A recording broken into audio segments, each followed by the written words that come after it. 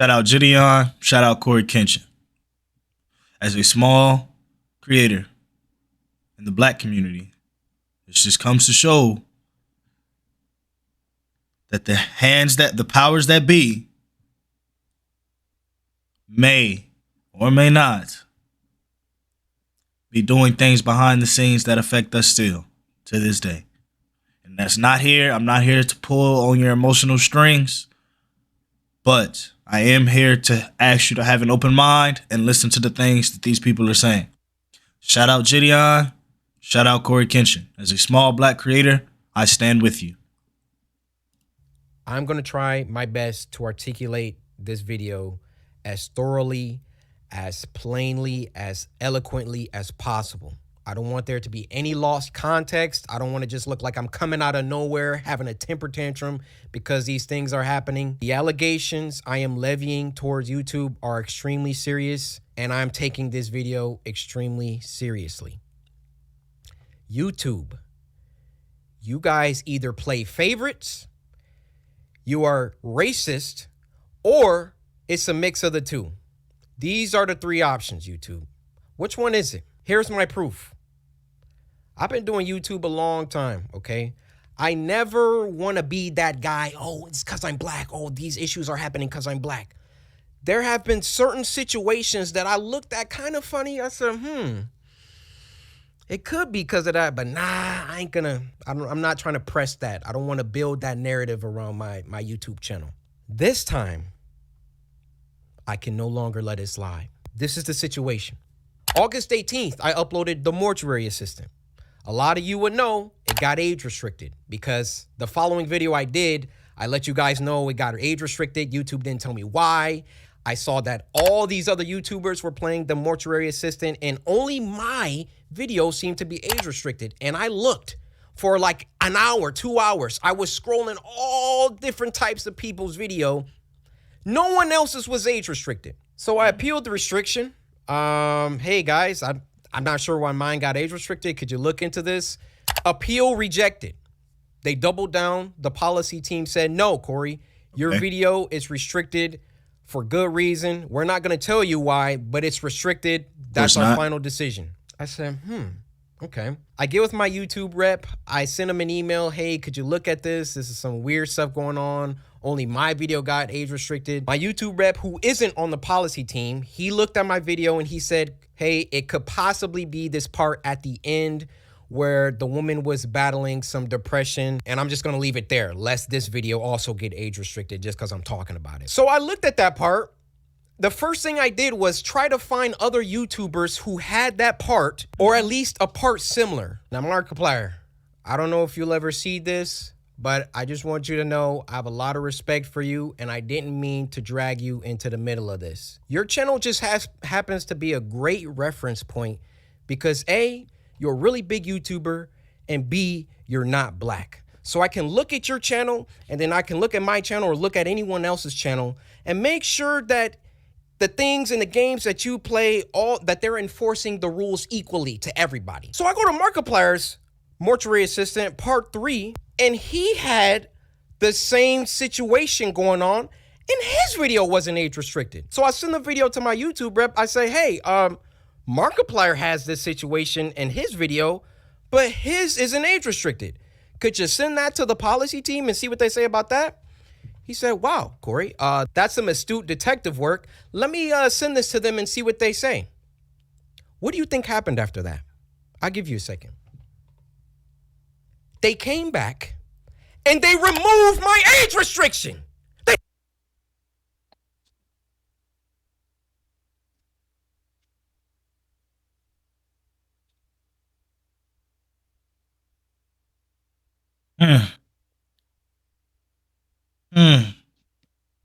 Weird. Weird. Fucking weird. They took it off after they already rejected my appeal. I sent them the clip of Markiplier's video that has the same thing, and they removed it. Now, my YouTube rep, he was excited. He was, oh, great, this is awesome. Look, Corey, they took the age restriction off. I said, why? I expected them to triple down and give Exactly. Markiplier an age restriction too. But they looked at Mark's video and they used that to verify my innocence. So I send my YouTube rep a lengthy email detailing my feelings about the... Pause it right here. And then I'll remove my camera just in case you guys want to pause it right here and look at it.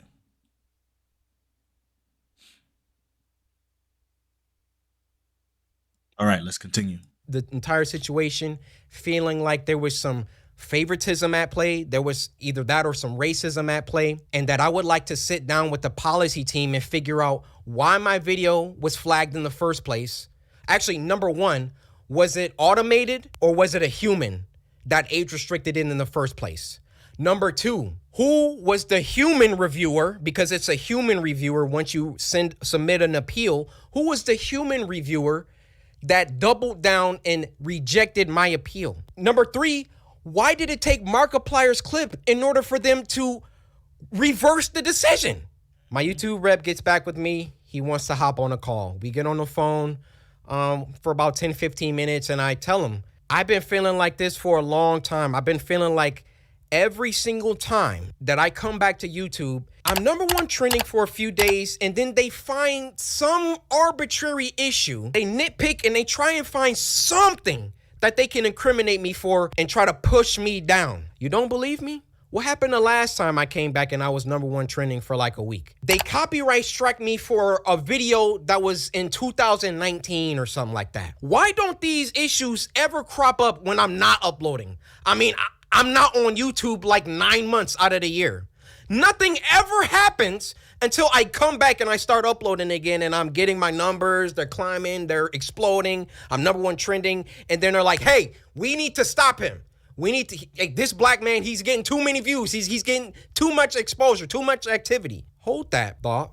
Let's get back to the current situation. So my YouTube rep assures me he's going to continue this dialogue with the policy team and try to get some answers to those 3 questions that I had. So another day, another 2 days go by, and what do you know?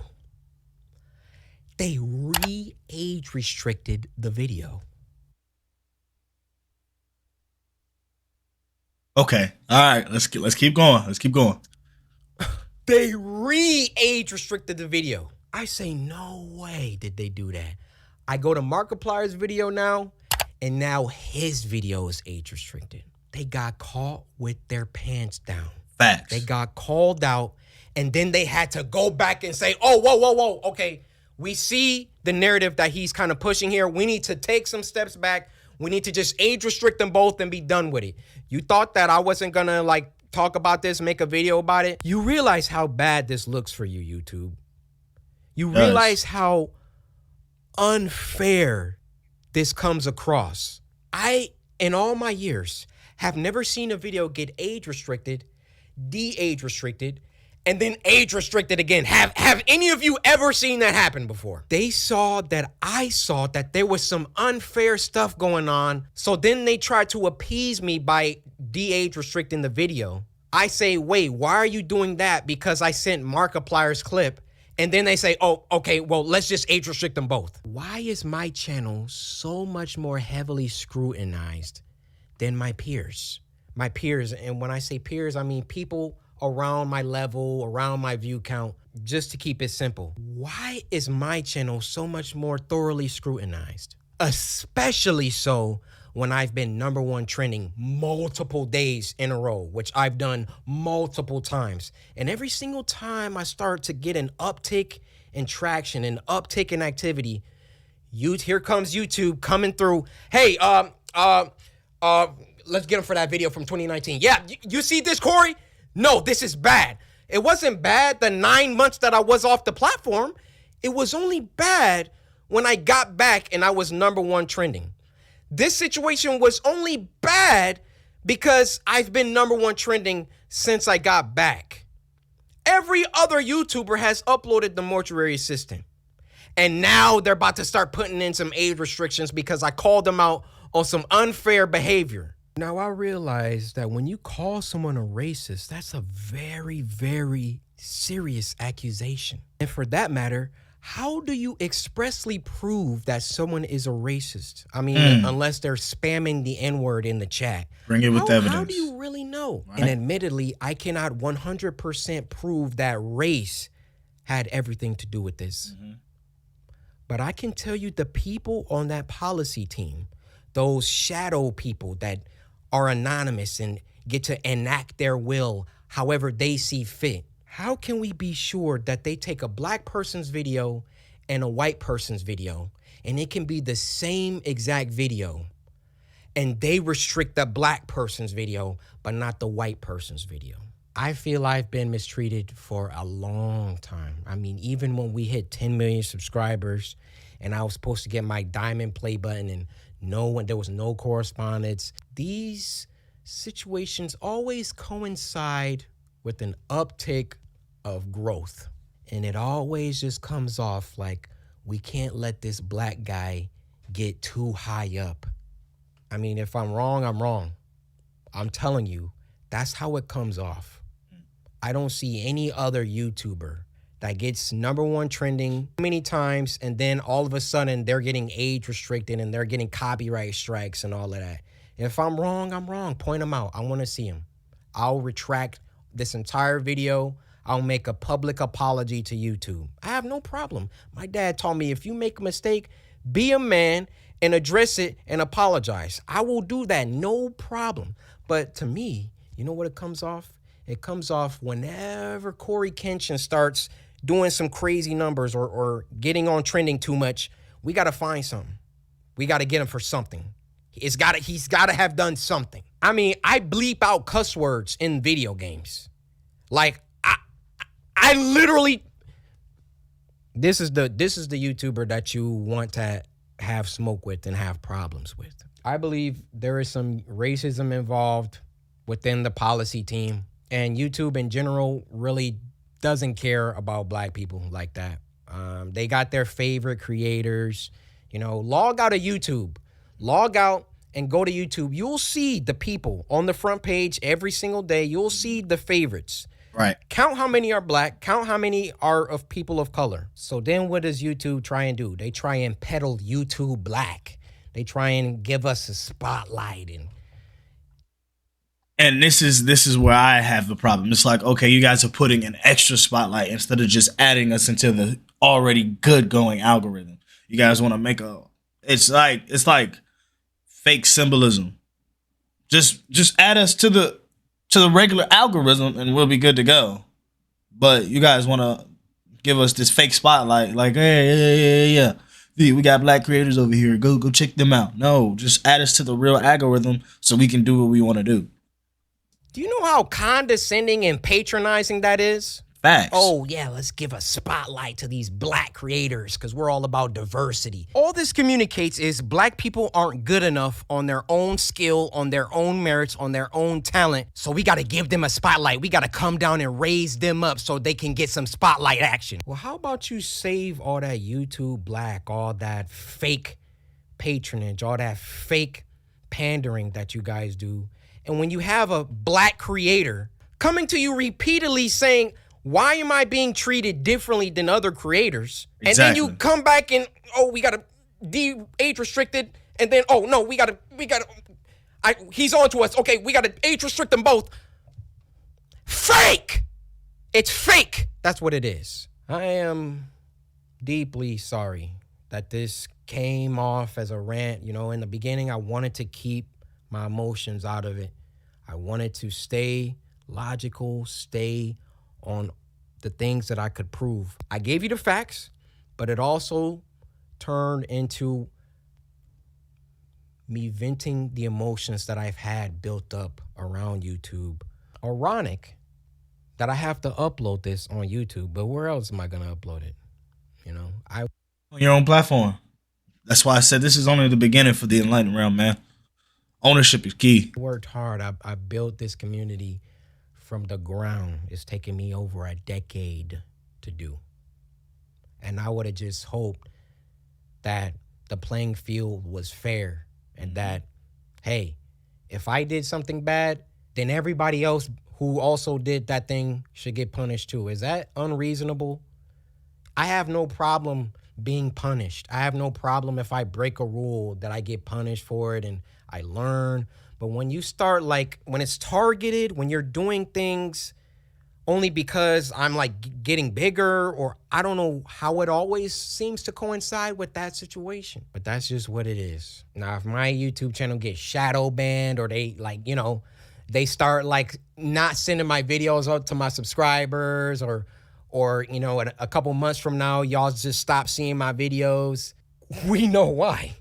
We know why. I mean, those shadows behind the scenes, they control it all. They control all of it. If they don't want my channel, they could terminate it right now. They could hide my videos. They could shadow ban me, not send my videos out to anybody. That's why I thought long and hard before I recorded this. But as one of the biggest black creators on the platform, I want you to hear it from my mouth that there is some shady business going on behind the scenes at YouTube. Shout out CoryxKenshin. Shout out Gideon. It's your boy McLavishh. Peace, prosperity, and power, mind, body, and soul. Death before dishonor. Speaking the truth, keeping the faith, and holding it the fuck down. Y'all be safe. Y'all be sturdy.